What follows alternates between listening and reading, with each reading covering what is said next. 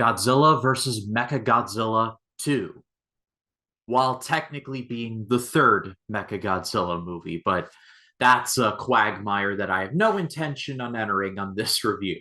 But Godzilla vs. Mechagodzilla 2 was the fifth in the Heisei era and was originally supposed to be the last. The original plan for this movie was for Godzilla to beat the kaiju opposite Mechagodzilla named Garuga, but then Mechagodzilla actually kill Godzilla. To make a long story short, Godzilla was planned to be shelved for a time by Toho because Columbia TriStar had gotten their hands on the rights to Godzilla, and we're going to get to that movie in just a little bit. However, that movie was supposed to come out sooner than 1998, but it got delayed.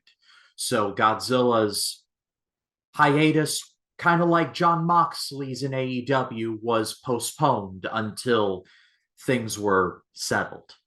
Another fun fact before I move on, and I didn't know where to put this in the review, but I figured I'd put it here. This was supposed to be Godzilla versus King Kong.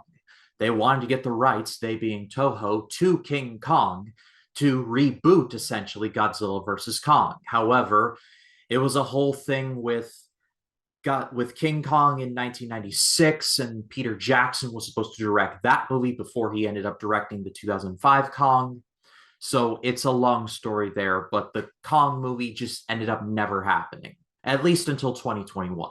If you have followed this series for any length, you will know that I love me some Mechagodzilla. I will argue that Mechagodzilla is Godzilla's greatest enemy. Ghidorah is a close second, but Mechagodzilla is Godzilla's greatest nemesis. While Ghidorah is the one who Godzilla is destined to do with forever, the biggest battles are between Godzilla and his metal counterpart. Godzilla vs. Mechagodzilla 1 and Terror of Mechagodzilla closed out the Showa era, and I said that I loved both of those movies for reasons that basically boil down to Showa has pretty much run out of their bag of tricks, and so they're just squeezing whatever they can out of Godzilla at this point. But they were surprisingly very good.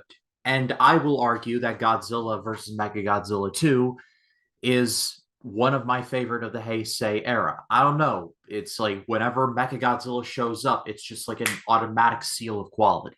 As per tradition, whenever Godzilla and Mechagodzilla fight, it is a bloodbath, and that goes double for this movie. The first fight between Godzilla and Mechagodzilla in this movie is genuinely epic. Mechagodzilla feeds Godzilla his lunch. He has these like hooks, he has finger missiles and knee missiles. The United Nations of Godzilla Countermeasure Council were not playing around, let's just say. They even have a thing in this movie that they attach to Mechagodzilla called the G Crusher. It is established that son of Godzilla, we'll talk about that in a minute, and father Godzilla have two brains, in here and in their tail. And so the G Crusher was invented to basically destroy both brains in one shot, essentially. Speaking of the son of Godzilla, he makes his Heisei debut, and by a lot, this is a better son of Godzilla than the Showa era. Number one, the dinosaur actually looks like an actual baby Godzilla and not like a lump of clay they gave eyes to like in the Showa era. The details on the baby Godzilla are just amazing. Like when I saw it for the first time, I was like, it's really there though, and I was genuinely impressed by the effects. If you want to be stingy about it, you could say that the Jurassic Park influence was definitely there, but I don't care. I'm calling a spade, and the Son of Godzilla looked awesome. In terms of the human characters, they are definitely better than Godzilla versus Mothra. They're definitely more interesting. Not by much, but enough to definitely notice.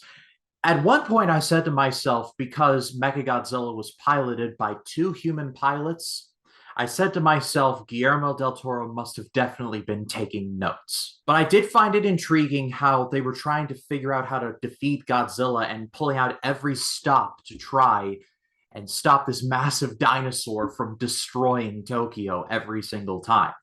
It was intriguing, and I liked it. And at the end of the day, I'm going to give this a great rating. This is by no means my favorite of the Heisei era, but the it was definitely the shot in the arm that I was hoping for because Godzilla versus King Ghidorah and Godzilla versus Mothra were okay, but they weren't great.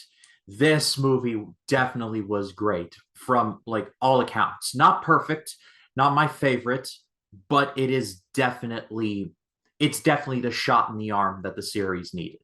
And I have two more movies left to cover in the Heisei era, but I will say it right here and now. The Heisei era is like way past the Showa era in terms of quality. The movies are better on the whole, the quality is more consistent. There are definitely some Showa era movies that I absolutely hated, but I don't hate any of the Heisei era. In terms of quality across the board, the Heisei era was a massive improvement. But I still have two more movies left to cover. What did you all think of Godzilla vs. Mechagodzilla 2? Let me know in the comments. I'd love to read what you have to say. And stay tuned for Wednesday, where I'll be talking about Godzilla versus the uncreatively named Space Godzilla.